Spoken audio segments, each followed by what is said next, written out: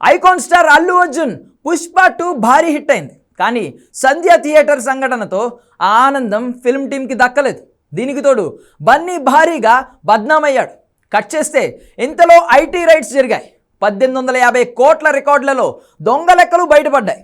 ముందు 1700 కోట్లని, ఆ తర్వాత 1200 కోట్లని ఇలా తగ్గుతూ పుష్ప 2 అసలు వసూళ్లు బయటకు వచ్చాయి. అంటే కనీసం 600 కోట్లు ఆర్టిఫిషియల్గా పెంచారని అర్థమవుతోంది.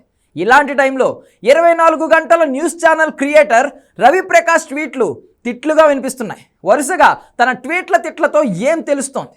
టాలీవుడ్లో కూడా బాలీవుడ్ తాలూకా దిక్కుమాలిన ట్రెండ్ మొదలైనట్టేనా? ఆ ట్రెండ్ని పుష్ప 2 టీం సౌత్కి తీసుకొస్తోందా? ఇంకా ఎంతకాలం పుష్ప 2 మ్యాటర్తో బన్నీ మీద భారీగా కమెంట్లు, ట్రోలింగ్స్ జరుగుతాయి? Have a look.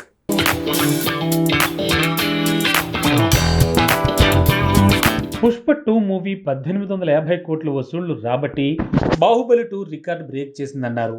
20 నిమిషాల ఫుటేజ్ యాడ్ చేసి ఇంకా వసూళ్లు రాబడితే 2000 కోట్ల దంగల్ రికార్డు కూడా బ్రేక్ అవుతుందన్నారు. కట్ చేస్తే ఐటీ రైట్స్ జరిగాక సంధ్యా థియేటర్ ఇన్సిడెంట్ కంటే ఎక్కువ డ్యామేజ్ జరిగిపోయింది.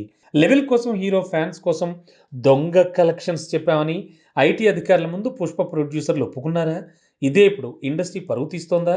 కేవలం మిగతా హీరోల కంటే తను గొప్ప అనిపించుకునేందుకు బన్నీనే ఇలా ప్రొడ్యూసర్స్ మీద ప్రెజర్ పెంచాడా? ఇలాంటి డౌట్లను మించే డౌట్లకు TV9 మాజీ CEO రవి ప్రకాష్ ట్వీట్లే కారణమవుతున్నాయి.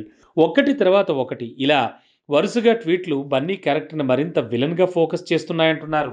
రవి ప్రకాష్ ట్వీట్స్ చూస్తే అసాధ్యం అనిపించేలా పుష్ప 2 కలెక్షన్స్ అల్లు అర్జున్ని గ్లోబల్ స్టార్గా మారుస్తాయనుకుంటే అది వ్యక్తిగతంగా దురదృష్టాన్ని మిగిల్చిందన్నాడు. తర్వాత సంధ్యా థియేటర్ ఘటనను క్రూరమైన నిర్లక్ష్యంతో తొక్కిసలాట అన్నాడు. అంతే నిర్లక్ష్యంగా ప్రెస్ మీట్ పెట్టేశారు అనేశాడు. అంతకంటే ఘోరం ఏంటంటే పుష్ప 2 ఫుటేజ్ యాడ్ చేసి రీలోడెడ్ అంటూ ఆ టైంలో బాధితుడిని పరామర్శించాడని హూప్ క్రియేట్ చేశాడు అన్నారు. కట్ చేస్తే పెరిగిన కలెక్షన్స్తో ఇన్కమ్ ట్యాక్స్ రైట్స్ జరిగాయి. ఏం నసీబ్రా అని తేల్చాడు. ఇక పుష్ప 3 వస్తే అది రెక్లెస్ రిటర్న్ అంటూ క్యాప్షన్ పెట్టాలంటూ 3వ ట్వీట్ ఇచ్చాడు. గ్లోబల్ స్టార్ ఎప్పుడైనా కావచ్చు, కానీ ముందు డ్యామేజ్ కంట్రోల్ ముఖ్యమన్నాడు. కట్ చేస్తే ఇదంతా TV9తో కలిసి ఆహా టీం జర్నీ చేస్తోంది.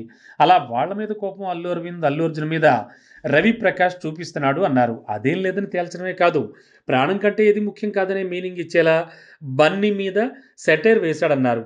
ఏదేమైనా తెలుగు రాష్ట్రాల్లో 24 గంటల న్యూస్ ఛానల్ ట్రెండ్ సెట్ చేసిన వ్యక్తి ఇలా వరుసగా ట్వీట్ల దాడి చేస్తుండడంతో పుష్ప 2 దొంగ లెక్కలే అన్న అభిప్రాయం మరింత బలపడుతోంది. బేసిక్గా ఇలాంటి దొంగ కలెక్షన్స్తో పండగ చేసుకుంటారు. కార్పొరేట్ బుకింగ్స్తో లేని వసూళ్ల లెక్కలు చెప్తుంటారు.